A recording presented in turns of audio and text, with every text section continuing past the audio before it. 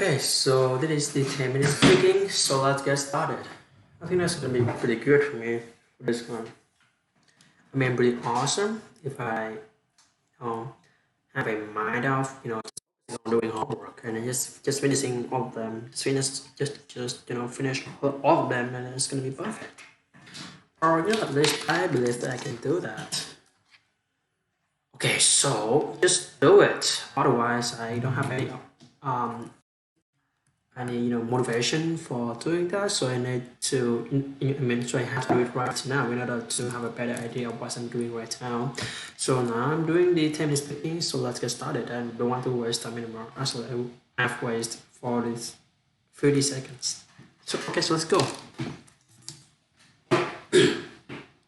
We've all been there. There's task that you need to get done. You have woken up early and gone to the gym or read a book or meditated and consistently keep procrastinating.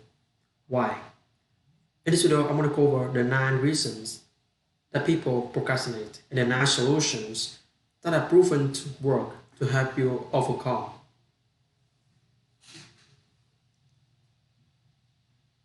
The first one is you start your day by setting yourself up for failure and not success. Find the best way to start your day. For me, the first thing I do is fold my bed, meditate and press play on my audio book. So while I'm brushing my teeth, I'm looking in the mirror. I've written at least 2 minutes in my day. As soon as it was started, to stop I mean to go on. So not waiting till 2, 3, 4, 5, 6, 7 o'clock to salvage my day. The second reason you set yourself up for failure by not having a plan. Before you go to bed at night, the most important thing you can do is to have a plan. What you're doing tomorrow, we wake up. But having a plan, what happens? You work haphazardly into the day, and immediately you're distracted. You become an effect of your word rather than the curse of your word. And also random factors that affect you. Somebody asks you for a favor and your friend calls. There are distractions everywhere, and you need to navigate them. And the best way to that you can avoid procrastination is having a very clear plan. The third reason that links to the first is you have a plan, but you don't schedule it. You're satisfied by it. You write a plan down, and you're satisfied. You feel like you've already won. You haven't decided where in your day, where in the white space of the calendar you're willing to get that done. You don't think through how long is it gonna take. And not only do you underestimate how long does it take, you don't commit.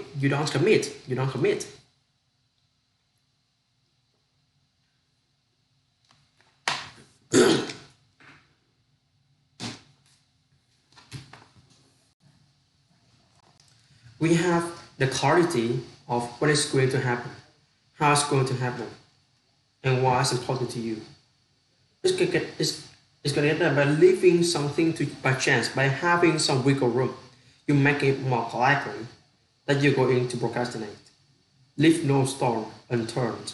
Make it very clear. So all you have to do is step into your running shoes, open the door, and go for the 2-mile runs that you know you want to do.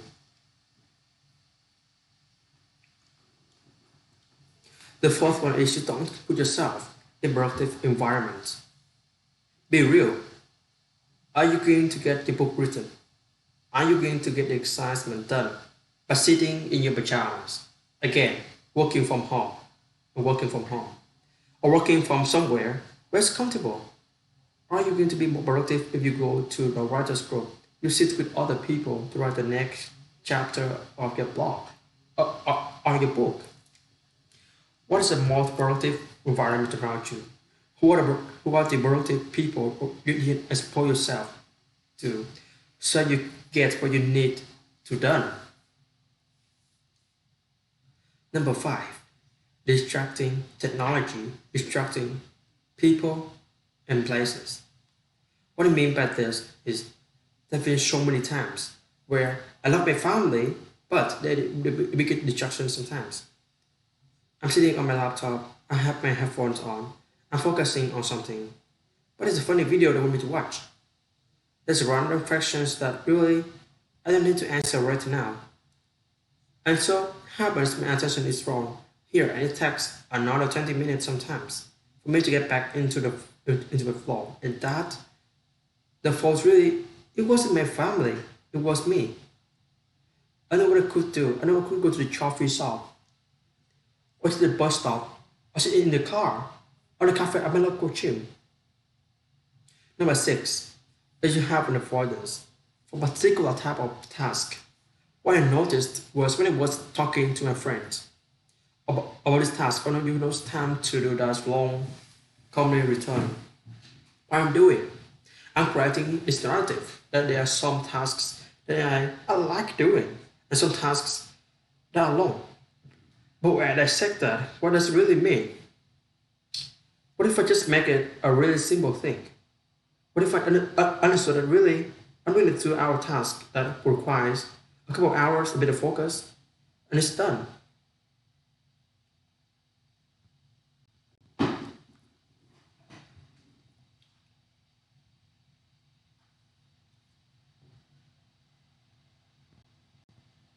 It's not a task that is a problem. It's the way that I mentally set to myself up to avoid it, and thereby creating more inertia, more challenges to getting things done. Once I reduce the obstacles, things become much easier, and I'm less likely to procrastinate. Now look at your own task list. Look at the things that you want to get done, to be more productive, to be more disciplined, to build better habit, and ultimately improve yourself. What are some things that are kind of boring, but need to get done that you just put off with this excuse that alone can be bothered. And instead, what if you just focused on the solution? Well, I would make it easier. How long does it really take? And is it really as bad as you're making out? Number seven is the demon of perfectionism. When it comes to making videos, when it comes to writing a funding application, when it comes to sending a message to the people I care about, there's so many times where perfectionism has gotten in the way. And I constantly remind myself, done is better than none. Complete is better than perfect. The things you want to achieve, from big goals right down to the tiny tasks. What does perfectionism get in your way? Where the perfectionism, when you stop trying to be perfect, and you started being consistent. You started focusing on ticking the checkbox, completing tasks, rather than trying to make them too perfect. Because at the end of the day, doing things to 70%, but consistently and completely is better than 100% some of the time. Number eight, you don't see the point. You don't see the point in this task because somebody else has said for you, or just take a look at the item, the thing you want to get done, and ask yourself, why are you doing that? What is it for you? It's something that isn't appealing straight. The reason or you come up with, look deeper. Why am I avoiding this task that my colleague has set for me? Because I'm kind of annoyed that he didn't ask me if we want to do this. And why am I avoiding about that? Because I didn't stand up for myself. I didn't communicate effectively. I thought to help you out, but I have enough on my plate. So think through, why is it that you're engaging in the task? What benefit, if not immediately clear, does it have for you? And the final one, you haven't prioritized things properly. I like to think of all the tasks that people say for me, and I set to myself as belonging in 4 categories: be urgent, very important, it can be important, and it can wait. The things that can wait, don't waste it to other people. Can you pick up some mail for me? Yeah, I can, but once I've completed the things that were important to me, the urgent things, I need to send an invoice to get paid. I need to pay someone in my company. prioritizing and knowing where does it tasks I see for me. It's something that I need to learn to delete. It's something that I need to delegate. It's something that I need to do. And if so, well, by setting time aside and knowing which category, which priority bracket it falls in for you, the judge of your to-do list will be great, more space, more mental freedom to get things done.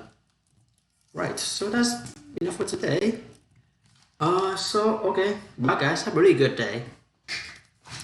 All right, bye.